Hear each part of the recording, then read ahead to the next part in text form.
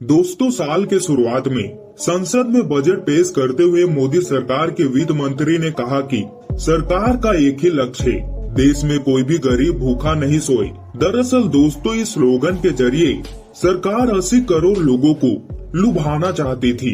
इंदिरा गांधी से लेकर नरेंद्र मोदी तक 50 सालों के इस सियासी सफर में भारत को 12 प्रधानमंत्री मिले, लेकिन दोस्तों गरीबी और भूखा का मुर्दा जस का तस है। सभी प्रधानमंत्रियों ने गरीबी हटाने के लिए पुरजोर दावे किए, लेकिन दोस्तों देश में गरीबी कितना है ये तो सबके सामने है। 2022 के ग्लोबल हंगर इंडेक्स की रिपोर्ट के मुताबिक भूखमरी के मामले में भारत दुनिया का 121 देशों में 107वें नंबर पर है। हालांकि दोस्तों सरकार ने इस आंकड़े को मानने से इनकार कर दिया है। दोस्तों ऐसा पहली बार नहीं हुआ।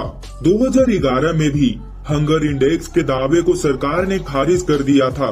देश में चुनावी मुर्दा बन चुकी गरीबी बजट आने के बाद एक बार फिर सुर्खियां में है।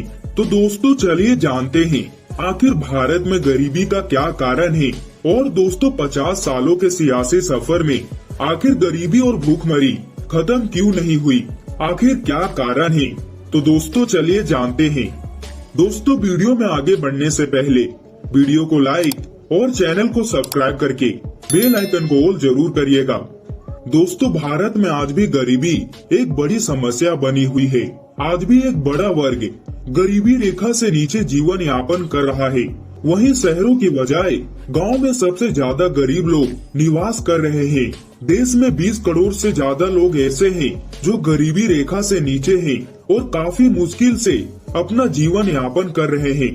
गरीबी से जुड़े कई ऐसे आंकड़े हैं जो वाकई डराने वाले हैं।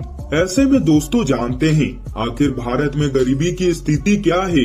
दोस्तों साल 2011 और 2012 के डेटा के अनुसार भारत में टोटल 21% लोग गरीबी रेखा के नीचे अपना जीवन यापन कर रहे हैं।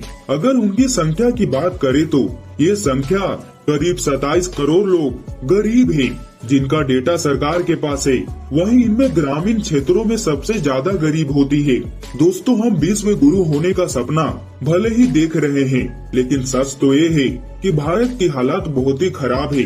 भारत हर मामलों में बहुत ही पिछड़ा हुआ है। 1971 के जनगणना के मुताबिक भारत में उस वक्त करीब 50 करोड़ से ज्यादा आबादी थी, जिसमें 50% से ज्यादा लोग गरीबी रेखा के नीचे थे। देश में 66% लोग अनपढ़ थे। लेकिन दोस्तों उस समय गांव से ज्यादा शहरी आबादी गरीबी रेखा के नीचे जीवन बिता रहे थे। 1962 में चीन और 1965 में पाकिस्तान से युद्ध की वजह से अनाज की भारी कमी हो गई थी। साल 2020 में यूनाइटेड नेशन की संस्था UNDP ने एक रिपोर्ट जारी की थी।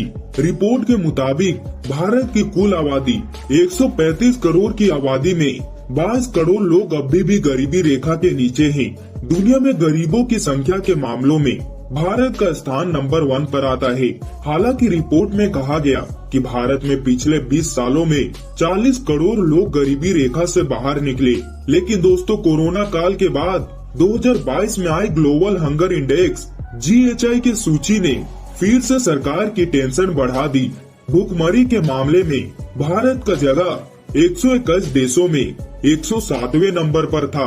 रिपोर्ट में कहा गया कि कोरोना के बाद 5 करोड़ 60 लाख भारतीय फिर से गरीबी रेखा के नीचे आ गए।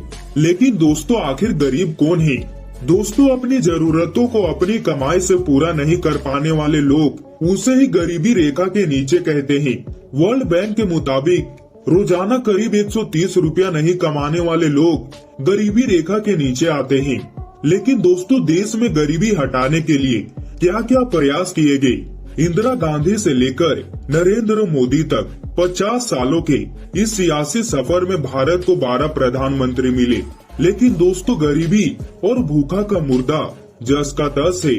सभी प्रधानमंत्रियों ने गरीबी हटाने के लिए पुरजोर दावे किए, लेकिन दोस्तों देश में गरीबी कितना है ये तो सबके सामने है। लेकिन दोस्तों 2014 में बीजेपी गरीबी और महंगाई को मुर्दा बनाकर केंद्र की सत्ता में आई। 2014 के चुनावी रैलियों में पीएम कैंडिडेट नरेंद्र मोदी खुद को गरीब का बेटा बताते रहे। सत्ता में आने के बाद शुरुआती सालों में गरीबी हटाने के लिए कई दावे तो किए, लेकिन दोस्तों 2022 तक सबको अपना घर और किसानों की दोगुनी आय करने का घोषणा की। लेकिन दोस्तों 2022 जाते जाते सरकार बैकफुट पर आ गई। सरकार ने अब फिर से 2030 तक गरीबी हटाने का लक्ष्य रखा है। छत्तीसगढ़, बिहार, राजस्थान, मध्य प्रदेश और ओडिशा जैसे राज्यों में अभी भी गरीबी सबसे ज्यादा है। यहाँ केवल चुनावी मुद्दा बनता है और काम कुछ नहीं। तो दोस्तों आपको क्या लगता है, आखिर गरीबी कौन सी सरकार हटा पाएगी? कमेंट करके जरूर बताइएगा। और दोस्तों वीडियो को लाइक और चैनल को सब्सक्राइब करके बेल आइकन को जरूर करिएगा।